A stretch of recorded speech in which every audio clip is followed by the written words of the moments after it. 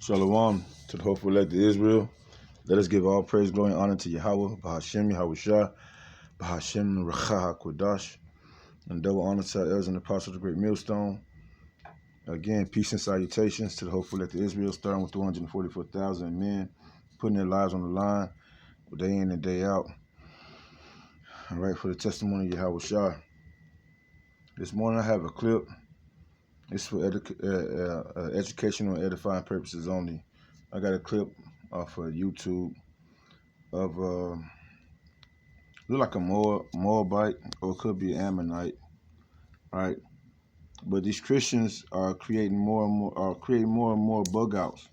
You know, the bug out machine is in full swing, like one of the brothers said at the camp. I think it was Damawatia. Yeah, the bug out machine is in full swing. This woman, her title is her YouTube title is Journey with Jesus, right? Ask, are you a watchman or a woman in your household? See, that's the complicated, not even complicated. That's the deception that Esau Edom has put before the world, you know, with Christianity. The thought that women can be a watchman. The Lord don't deal with women. On a spiritual level, the Lord is not dealing with women. And that's one thing women got to understand. There's an order. Just like us as men, we can't go to the Heavenly Father without going through Yahweh Shai. Women, y'all going to have to get it through y'all thick skull. Y'all cannot get to Yahweh Shai without a man. That's what it boils down to at the end of the day. If you're a faithful woman, the Lord is going to give you a man of the Lord to get to him, just like with us. A lot of times before we came into the truth, the 100% truth of Yahweh Bashem Yahweh Shai, you know, before we came into this truth, we thought that we can get to Yahweh. We thought that we can get to the Most High, you know, whatever we called him at that time, Jehovah, Allah, whatever. We didn't really have the pure concept of his only begotten son. We didn't have the pure concept of having to go through Yahweh Shai. Not all of us, I'll say that. Because some of us probably did have a better understanding of, you know, you needing what we used to call back in the world Jesus, right? You know, because I had a debate myself about, dang, you know, why do I have to go through a man to get to God and everything like that? He said don't have no other God before him and things like that nature. But with this truth, you understand that there's an order. There's a simple order. And that's in Corinthians, 1 Corinthians, matter of fact. Let me get it. 11. Let's start there.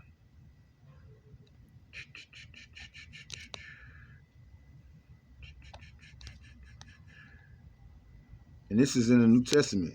So it's like y'all should, you know, Christian order. Christian order. And Christian just means a follower of Yahweh Shai, or it means anointed, right? Christian means anointed, or Christ means anointed. We call it Hamashiach. That's what Christian mean in the ancient Paleo Hebrew. That's how you pronounce it. You know, Christian is just it's an English, I believe it's an English term. Yeah, because Latin is Christos. But let's go down to verse. Let's go down to verse. But it says order, right? It's order. It says, I'm going to start at verse 3. It says, but I will have you know that the head of every man is Yahweh Shai, right? The anointed Yahweh Shai. And the head of every woman is the man. And the head of Yahweh Shai is the Most High. See, that's the order. You don't have, it's nothing complicated about seeing that, hearing that, right? But I'm going to play this lady clip, and we're going to go from there.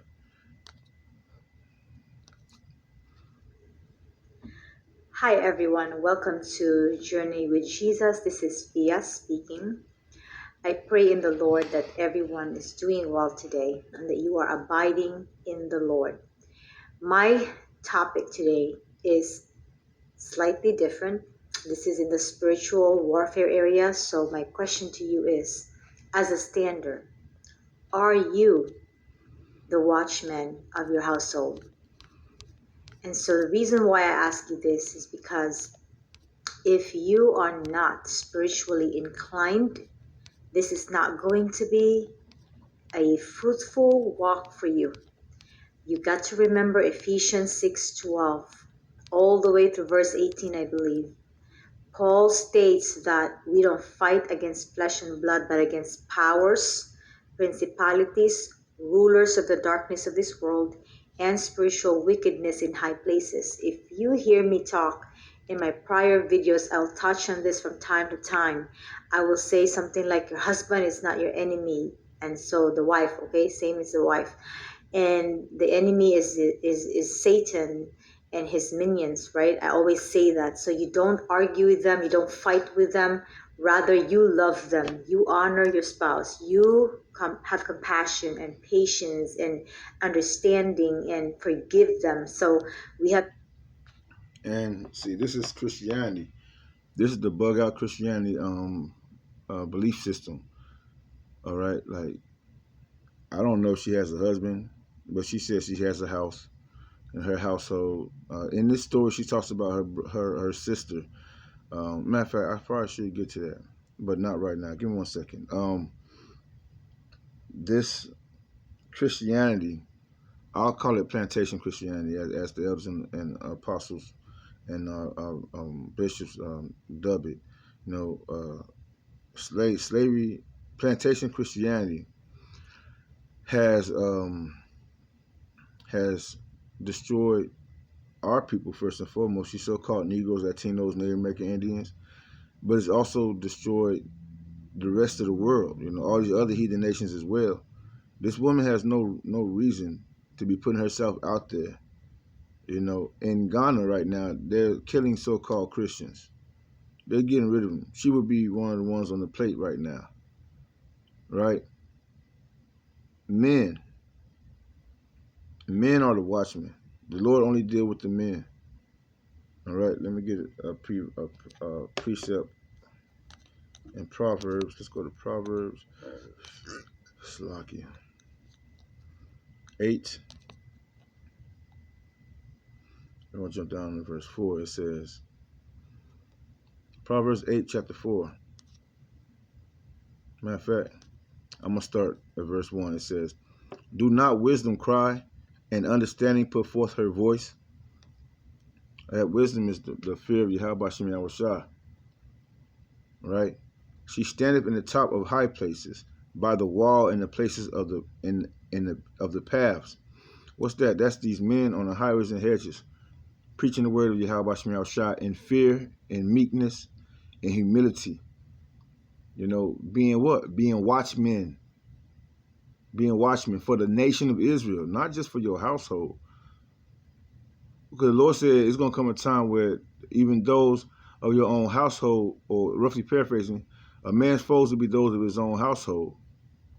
Right? The Lord said he's going to put variance between the father and the son, the mother and the daughter, the mother-in-law and the daughter-in-law. Right? He's going to put a difference. He's going to bring a sword. So it's not just about your household, which people are going to see, which people are going to find out very soon. You know, the Lord is what they call drawing a line in the sand. The Lord is drawing a line in the sand. You're either on his side, knowledge, wisdom, understanding, and fear of Yahweh Shem Yahushua, or you're either on the other side. You know, the philosophies, the vain deceits, the rudiments of men. That's what you're going to find out. All right? Again, Proverbs 8:1, do not wisdom cry, and understanding put forth her voice. She standeth in the top of high places, by the wall in the places of the path. She is referring to the wisdom of the Lord that's coming out.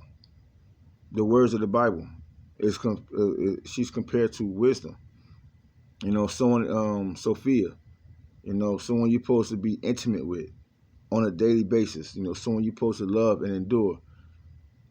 Right? Someone you want to communicate with on a daily basis, meaning you want to study the word of Yahweh Shem Yahushua to the best of your ability every day, no matter what time you have to yourself.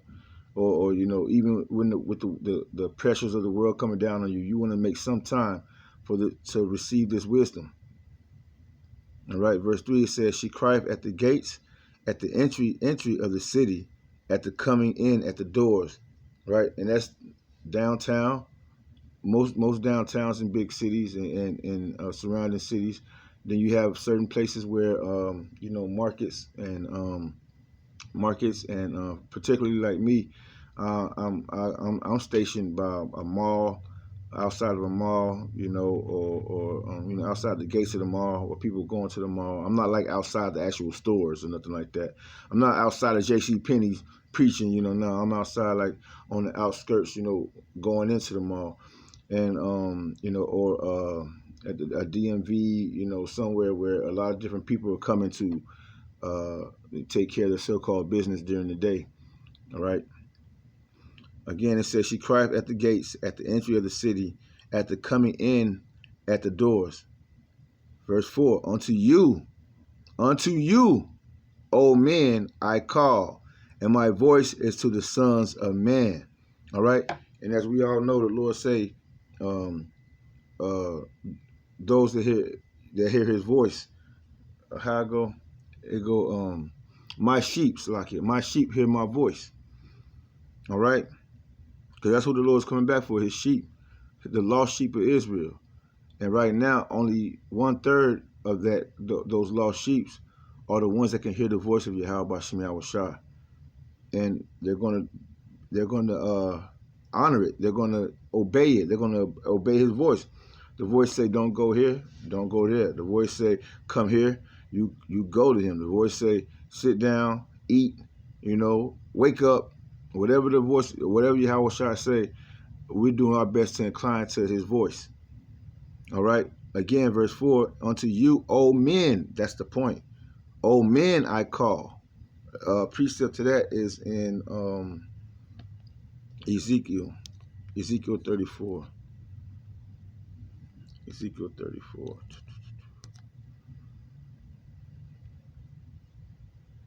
Ezekiel 34. Prophesy against the shepherds of Israel. All right.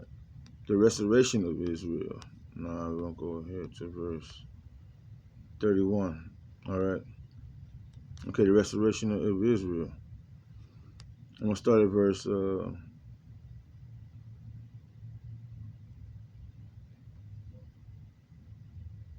going to just go to 30. It says, thus shall they know that I am... Hold on, matter of fact.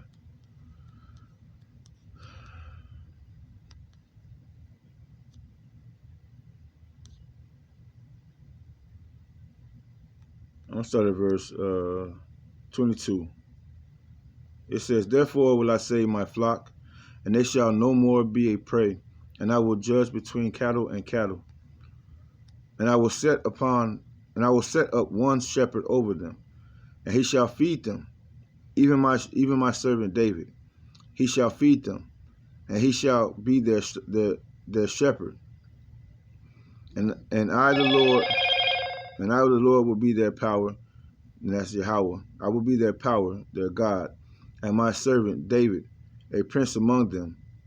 I the Lord have spoken it. All right. Now this is the Lord talking about when he sends Yahushua back, how he's gonna set everything in order. Yahushua, the 12 disciples, King David, the tabernacle of King David, on down. The 144,000, on down. The elect of Israel being established in the earth again. Okay? With the covenant. But I'm gonna jump down to the point. It says, verse 29, and I will raise up for them a plant of renown, and they shall be no more consumed with hunger in the land, neither bear the shame of the heathen any more. Thus shall they know that I am the Lord, that I, the Lord, Yahweh, B'Shem Yahushua, their power, am with them, and that they, even the house of Israel, are my people, saith the Lord power. And ye are my flock, the flock of my pasture, are men, and I am your power, saith the Lord power. See, and that's what's about to be restored. The order. You have Yahweh, the Heavenly Father, working through Yahushua, his only begotten Son, and you have Yahushua working through his men. All right? And then the men is going to be the ones keeping things in order from the women on down. As we just read in First Corinthians chapter 11, there's an order. The Lord said that everything be done decently and in order. Matter of fact, let me get that.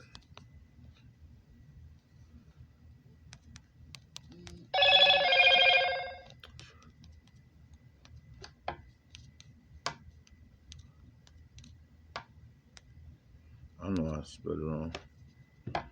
I know I spelled it wrong. Just want to get this point. First Corinthians chapter 14 and verse 40, it states, let all things be done decently and in order. And when it comes to preaching the word, matter of fact, let's go there.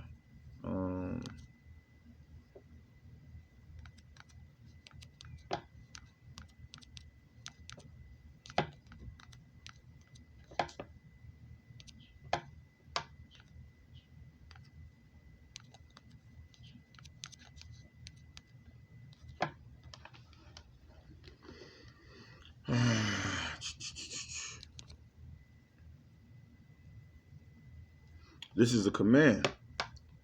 It states, 1 Timothy chapter 2, verse 12, but I suffer not a woman to teach, nor usurp authority over the man, but to be in silence. Let all the women be silent in the churches.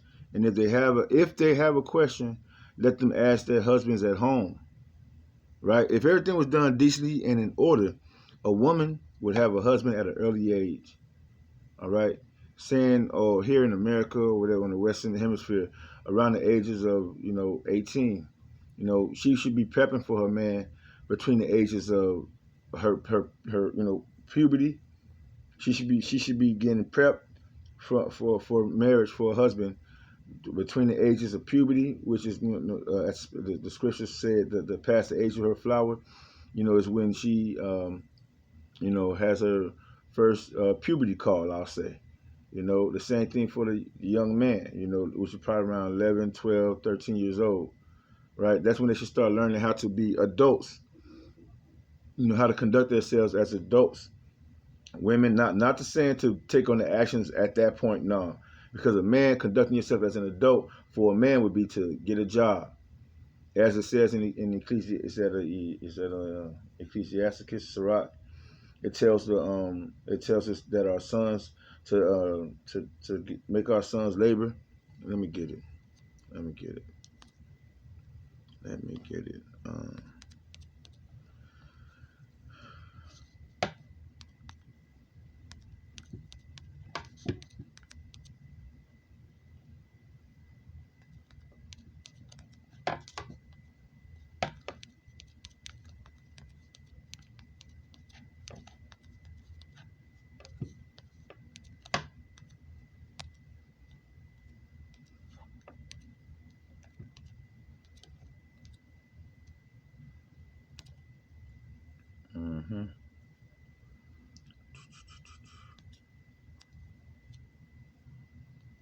Ecclesiastes 30, it states, I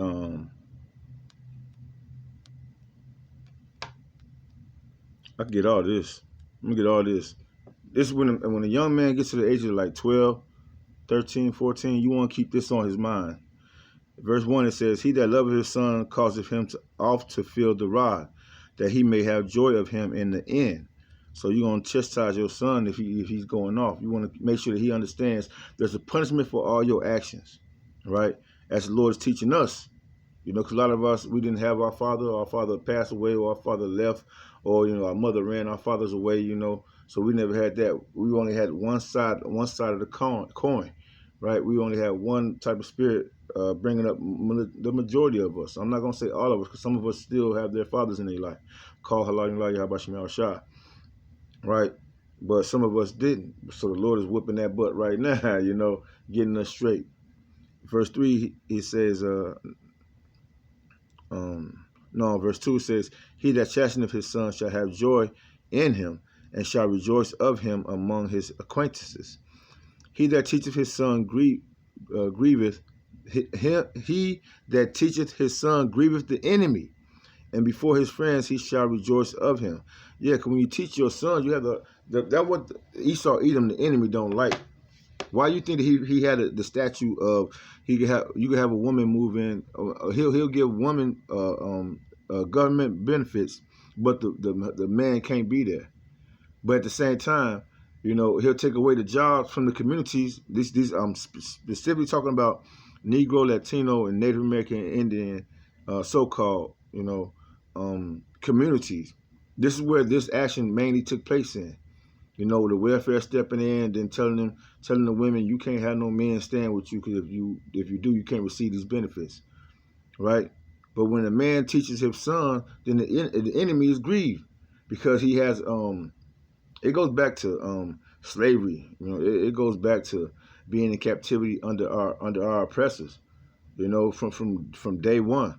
That's how he separates us. That's how he keep us down. That's how we are destroyed. All right. That go back to the curses, Deuteronomy 28. All right. Verse 4 says, though his father died, yet he is as though he were not dead, for he have left one behind him that is like himself, while he lived. And that's what. Yep.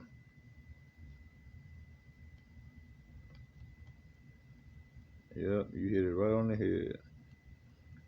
I'm working. It say, while he liveth, he saw and rejoiced in him, and when he died, he was not sorrowful. He left behind him an avenger against his enemies, and one that shall requite kindness to his friends. He that maketh too much of his son shall bind up his words, and his bowels will be troubled at every city. All right, and that's the part of raising up a child in with the spirit of his father. And if you continue that same pattern, that's why it's important for us to understand reincarnation or regeneration. It's important for us to understand that we have to teach our children, from when they were young, so when they get older, they won't depart from it. And that thing is, the sad part about it, that when we was coming up, mostly we only taught our children what we heard in the Christian church and that bullshit. All right. But now the truth is on display. The truth is on display. This is the real. The thing is, from generation to generation, we're supposed to teach our children the truth, who they are, who their enemies are, the true names of Yahweh B'Shem Yahweh, teaching them to go back to the pure language that the Lord had told us about in Zephaniah 3 and 8 and 9. All right, to get back on 3 and 9, to get back on that to go back through the old paths, to let everything be done decently and in order. All right, because generation after generation, if you teach these things to your children, when you come back in the regeneration, every third to fourth generation, when you come back, you're pretty much teaching yourself the same things. The spirit of Yahweh Shema Shah is going to continue to dwell within that household. The same things is being taught is going to be able to dwell within your spirits. And that's how Esau Edom fucked us up. That's how he destroyed us, by separating our households, by putting us in different plantations and things of this nature.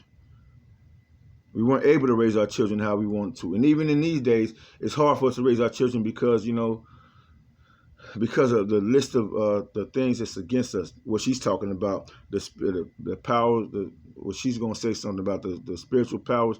She said we're not, what's that in Ephesians? The weapons of our warfare are not carnal, but we're against spiritual powers. How it goes, Slakia, but that's what it boils down to.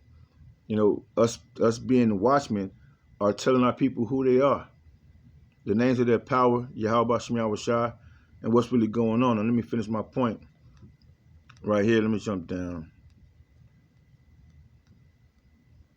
Verse 11, it says, give him no liberty in his youth, and wink not at his follies. That go back to chastising your sons when they're going off. Bow down his neck while he is young, and beat him on the sides while he is a child. lest he wax stubborn and be disobedient unto thee, and so bring sorrow to thine heart. Chastise thy, here's the point, chastise thy son, and hold him to labor, lest his lewd behavior be an offense unto thee. All right? So you want to make sure he has a job, that he's working, from a jit, shoveling snow, cutting grass, pumping gas, washing windows, whatever. As long as it's something legal, not selling drugs, not being a damn what they call it, a witch or a warlock selling drugs and gang banging. That's not a job. That's not work. You're supposed to sweat by the brow, by the brow of your forehead. Work is something that you sweat in. I ain't talking about you sitting outside all day long on the corner selling drugs. That not that kind of sweat. I'm talking about a manly work, putting your hand to the plow. Not just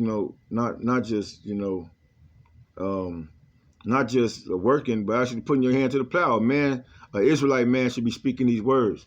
Should be a watchman, a real watchman, not like what she's talking about, right? And women, what are young women supposed to be taught?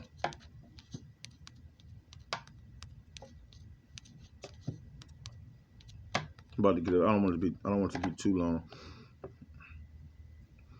Timothy, I think it's Timothy. Let me see. Timothy.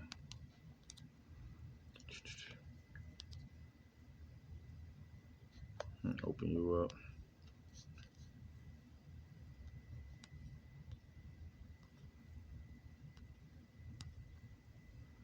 All right.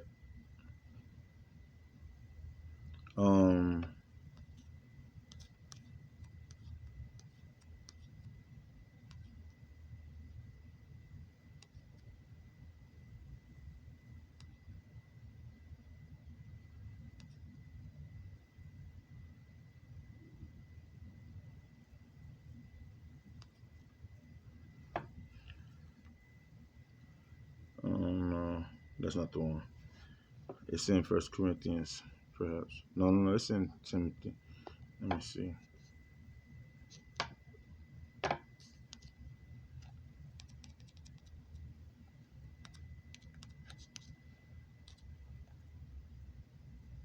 There it goes in Titus. Titus chapter 2, verse 4 says that they may teach the young women to be sober, to love their husbands, to love their children, to be discreet, chaste, keepers at home, good, obedient to their own husbands, that the word of the Most High be not blasphemy. And it also says to give no occasion to the enemy, to speak reproachfully.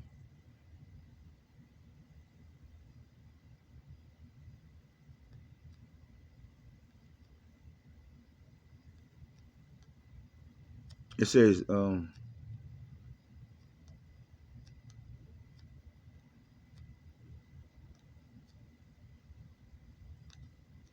those are just some of the things, okay? So the young women supposed to be at home learning how to, become a wife, how to take care of children, how to feed them, how to wash to keep the clothes clean, things of that nature.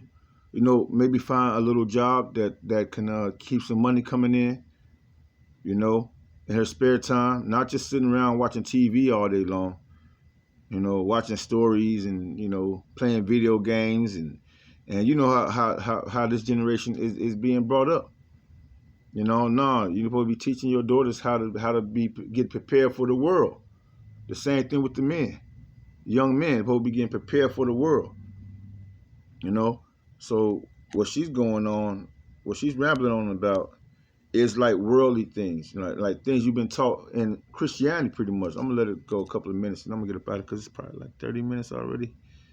Yeah, I think it's almost like 30 minutes. Been listening to her. Been going over this lesson, Salakia. Just trying to put it out there. No. Hi, everyone. where you're going to have to cover your household in prayer.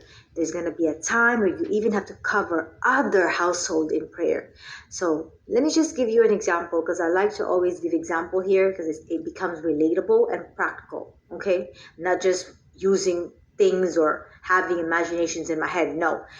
Say for example, yesterday, right? I was in my backyard. You know me, I always like plants. I always go to my plants and water them and take care of them, because that's what the Father does to his children. He waters his children, and then they grow and they are abundant, and they multiply. Same thing for me. The Lord just gave me this love for plants, and I would take care of them just to make sure that they grow and they bear good fruit. And so I was in there cleaning up, watering, talking to my sister on the phone. Out of the blue, I was walking around. Listen to this carefully. There was this straight web, right? Straight up. There's no tree on top of me, but there was this leaf that the leaf was attached to this web. And I was like, why in the world I see a leaf floating up in the air? And so when I saw that, I knew then it was witchcraft, right? I saw that thing and I'm like, there's no way that you are just right there in front of me. And I had to rebuke it. I cast it out and I rebuked that evil. I rebuke this in the mighty name of the Lord Jesus. She bugging out.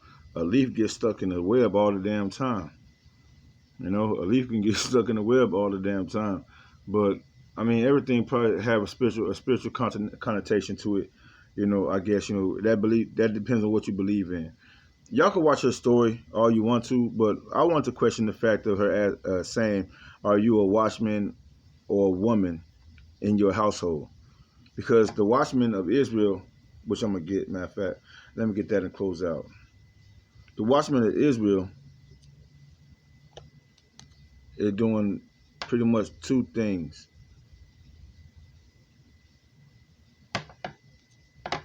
Pretty much doing two things. Ezekiel chapter 3.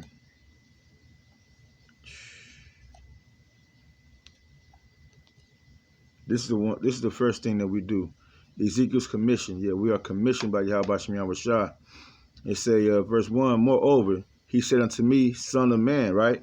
Going back to Proverbs chapter 8, right? He said, his voice is to the sons of men. He said again, moreover, he said unto me, son of man, eat that thou findest. Eat this roll and go speak unto the house of Israel. So I opened my mouth and he caused me to eat the roll. Now what's the roll? The roll is the word of Yahweh Shemiah Shah. All right? Let me see.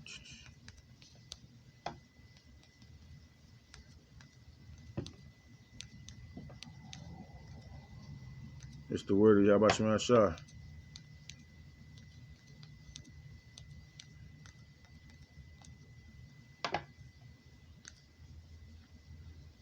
It's the book, right?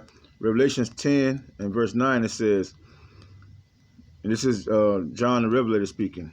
He says, and I went on to the angel and said unto him, give me the little book. What's that? That's the Bible.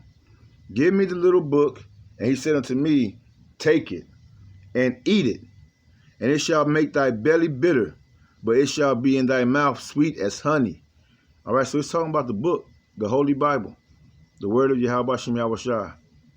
All right, this is the little roll that we're supposed to be eating. All right,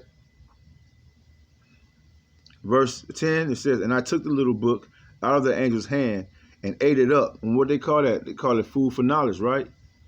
Food for knowledge, food for thought, right? What's that? By the word of Yahweh Shemiah Shah. And I took the little book out of the angel's hand and ate it up, and it was in my mouth sweet as honey. And as soon as I had eaten it, my belly was bitter, right? Because that's the balance of Yahweh Shemiah Shah. You when you get this knowledge, this wisdom, and understanding, you're filled with joy, and then you're filled with sorrow. Because of this knowledge, you become grieved. You know, you have a better understanding of the Lord's, his agenda. you know, his purpose, you know, the purpose of everything, how the Lord set everything up. You know that salvation is for Israel, but you also learn that 2/3 of your people are going to be destroyed. 1 out of every 3 people or is going to be the only ones that's going to be saved. You know, right? During Jacob's trouble, during the implementation of the RFID CHIP, the MOTB, right? During World War III, only 1/3 or 1 out of every 2 people of your family is going to make it. Or the children of Israel, because it's a lot of children of Israel. The Lord says it's going to be 2 of a family. So that's going to be a lot of dead bodies. But anyway, where was I at? Ezekiel chapter 3. And it's a verse 2 again. It says, so I opened my mouth, and he caused me to eat the roll. And he said unto me, Son of man, cause thy belly to eat, and fill thy bowels with this roll that I give thee. Then did I eat it, and it was in my mouth as honey for sweetness. All right. And he said unto me, Son of man, go, get thee into the house of Israel, and speak my words with my words unto them. All right. So this is the Lord sending his men, the watchmen of Israel, the son of men, to the nation of Israel, out here on the highways and hedges, as we read in Proverbs chapter 8, in the streets and the lanes, in the opening of the gates. This is the prophecy being performed right now today around the whole world. It's not talking about you sitting in your house and, you know, and being a watchman and I don't know, a watchwoman or whatever she's talking about. Now, she did make a point about praying. Women, you should be praying. Your prayer, you should be praying. Praying for the safety of your house, praying for the safety of your husband, right? Before they take it out of context. You know, you should be praying for, you know, that your children doing the right thing. You know, that your husband, you know, stay strong, that your children be strong, that you be strong, that you're doing what you need to be doing, and giving thanks and reverence. All supplication to Yahweh Shem Yahweh Shai. You know, for food, for a roof, for clothing. Every day you should be praying and thanking the Lord for all these, the minor things. Being content with what you have and understanding his will. And prayer goes a long way. And men too. You men have to be on the same level. But as far as a woman out here preaching and teaching, that's not what you're supposed to be doing. You know, we already went over that in Timothy. All right. Again, it says, verse 4, for he said unto me, Son of man, go get thee to the house of Israel, not no other nation. So she look like she might be a Moabite or an Ammonite, but she might be a Jake. You know, because Jake women be the quick ones, be the ones, you don't really see too many of these Ammonites, you know, and these other heathen nations. You know, I say that these other heathen nations online preaching is mainly a damn Eve. So she might have some Eve inside of her. Her father might be an Israelite, or great grandfather might be an Israelite. Well, her father ain't great, because her father has to be an Israelite too for her to be an Israelite. You know. But she just looked like you know, she might be a speckled bird, because our people, especially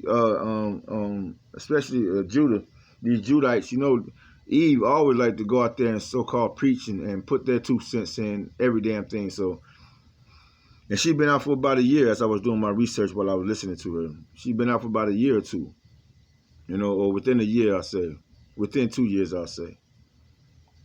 All right, but it's not for y'all to go out there and preach, man, or be on these internets preaching. All right, and it's only for Israel. Verse 5, he said, for thou art not sent to a people of a strange speech and of an hard language, but to the house of Israel. Not too many people of a strange speech. Not too many people, not meaning not going too many people, not T-O-O, but two, as in going to. Not too many people of a strange speech and of an hard language, whose words thou cannot understand. Surely had I sent thee to them, they would have hearkened unto thee. Yeah, because she had said something about it. Like, if she is of the other nations, she said something that you only hear She said, this is the precept. She said, don't fear man, but fear the Most High, which is able to save, which is able to put your body in hell. And you know that precept. When she brought that out, I'm like, come on, man. Your Christian pastors don't teach this shit. So who you learn this from? You had to learn this stuff from the elders and apostles, or someone of Israelite, a man on the highway and hedges preaching the word of Yahweh Shema Shah. That's how you learned this. But I first heard that from the elders and apostles of the Great Millstone and the bishops and those Akim. All right. But anyway, it says verse it says, surely had I sent thee to them, they would have hearkened to me. Yeah, the other nations would listen. You know, they would damn, you know, yeah, that makes sense. And they would start trying to, you know, put their 2 cents in it. You know. That's why you got some Edomites that look like they so-called, or you got some people that look like they might be Edomites, but it was one of the white dudes that Elder Malcolm used to always put on, Shane, I forget his name or whatever, but you know, he kind of showed his hand that he was, you know, he was damn near Edomite, you know, but he was talking about how, you know, for a minute, you know, when I came into truth about 3-4 years ago, when I would start listening to GMS, you know, when I was listening to Elder Malcolm's lessons, you know, he would use, you know, this guy that looked like Edomite, a lot of his, or some of his videos, because he would talk about who the real children of Israel was. And he would talk about, you know, brothers and sisters. I guess he was from Chicago or something like that, you know, downtown Chicago or something like that.